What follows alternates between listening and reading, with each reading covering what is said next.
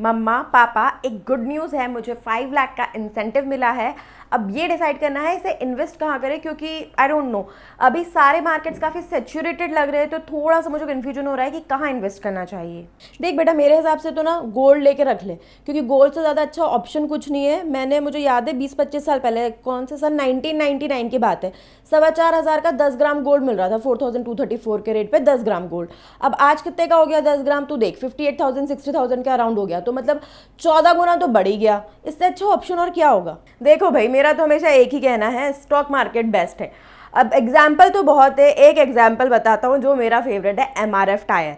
तुम्हारी मम्मी ने क्या कहा, 1999 के गोल्ड के रेट से कंपेयर करा ना। 1999 में MRF का रेट चल रहा था 1900 रुपये का, 1900 रुपीज़ का एक स्टॉक था, फेस वैल्यू थी 10 रुपये। आज के डेट में भी फेस वैल्यू 10 रुपये है और एक स्टॉक हो गया है 1,02,300 रुपये का।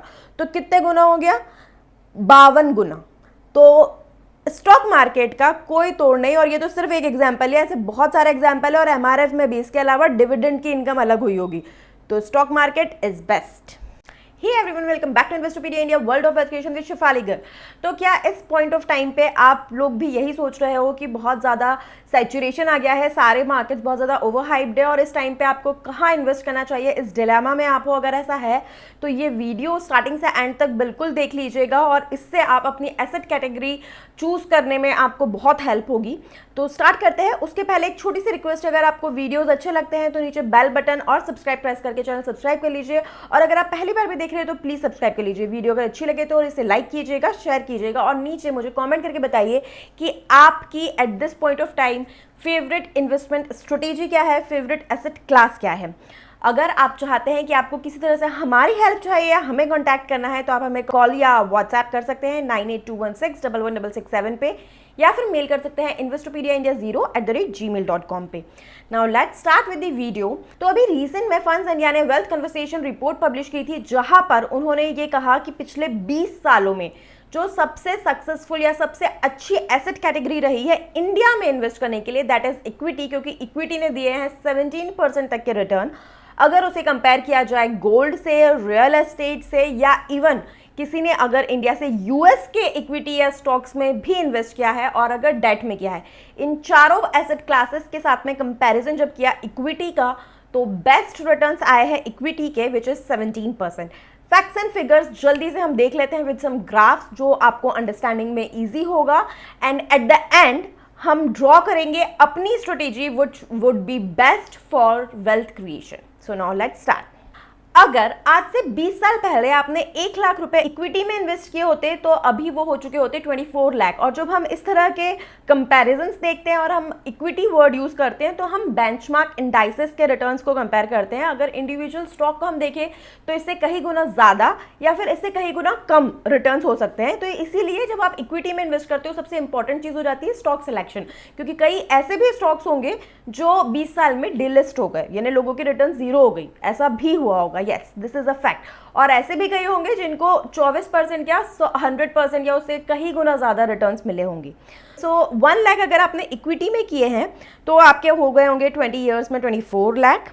अगर आपने किया है गोल्ड में या रियल एस्टेट में, अगर गोल्ड में आपने किया है तो उसकी वैल्यू हो गई होगी 9.6 लाख, एंड रियल एस्टेट में 5.6 लाख। अगर इन तीनों एसेट क्लासेस को हम कंपेयर कर रहे हैं तो रियल एस्टेट की वैल्यू आ रही है सबसे कम, ऑब्वियसली, क्योंकि इस 20 साल में there was a boom time for real estate as well, but उसके बाद स्लगिश टाइम बहुत ज़्यादा था। प्रीवियस ईयर के जो रिटर्न्स देखते हैं वो ऑब्वियसली फ्यूचर 100% नहीं हमें फोरकास्ट करने में हेल्प करता है।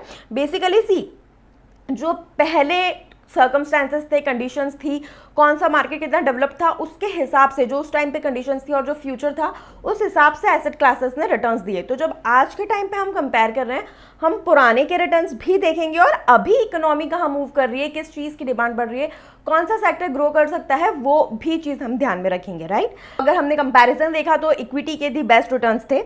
इसको और फर्दर अगर हम एनालाइज करें, इंडियन इक्विटी में निफ्टी 50 TRI की हम अगर बात करें तो 17.2% रिटर्न 20 साल में दिए, मैंने आपको बताया। अगर 15 साल का फ्रेम हम ले तो 10.6% के रिटर्न दिए, और अगर सिर्फ 10 ईयर्स का टाइम फ्रेम ले तो 13.3% के रिटर्न दिए। Now very very interestingly, last 5 to 3 years में जो इंडियन इक्विटी के रिटर्न्स है वो है 5 years में 12.9% and amazingly in 3 years the returns are 26.1%.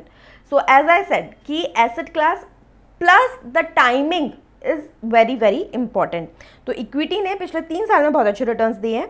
Now compare to Indian equities, US equity की अगर हम बात करें S&P 500 की, INR में हम कंपेयर करेंगे ऑफ कोर्स, तो 20 साल में रिटर्न सिर्फ 12.9% है, 15 साल में 14.8% एंड 10 साल में 16.4% के रिटर्न है. अब लास्ट 3 और 5 ईयर्स का अगर हम डेटा देखें तो 5 ईयर्स में जो रिटर्न्स है वो है 15.7% और 3 ईयर्स में रिटर्न है 16.2%.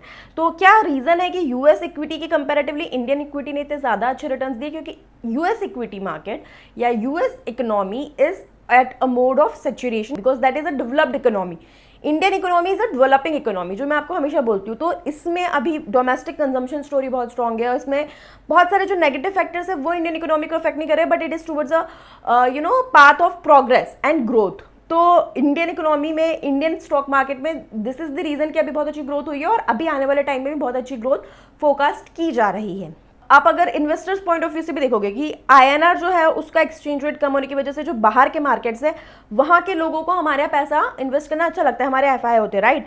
बट यहाँ से हम जब US में इन्वेस्ट कर रहे हैं, हमारा रुपी तो ऑलरेडी डेप्रिशिएट हो गया, तो हम जब इन्वेस्ट कर रहे हैं, इन्वेस्ट करते ही हमारी इन्वेस्टमेंट की वैल्यू कम हो गई और फिर उसके बाद रिटर्न्स भी थोड़ा कम आएंगे. तो इसीलिए मैंने आपको पहले भी एक फॉरेन इन्वेस्टमेंट्स पे वीडियो बनाया था, तब ये कहा था कि यहाँ से यूएस में इन्वेस्ट करना इज नॉट फ्रूटफुल. INR में कमा के अगर यूएस में USD में इन्वेस्ट कर रहे हैं, it is not giving us returns, but वो USD में कमा रहे हैं और फिर जैसे वो INR में इन्वेस्ट कर रहे हैं तो वैसे उनका ऑलरेडी बढ़ जा रहा है इन्वेस्टमेंट अमाउंट. आपकी स्क्रीन पर एक चार्ट है which shows compound annualised returns as on 31 May 2023. आगे रहा है 15 ईयर के टाइम फ्रेम में, दैट इज US.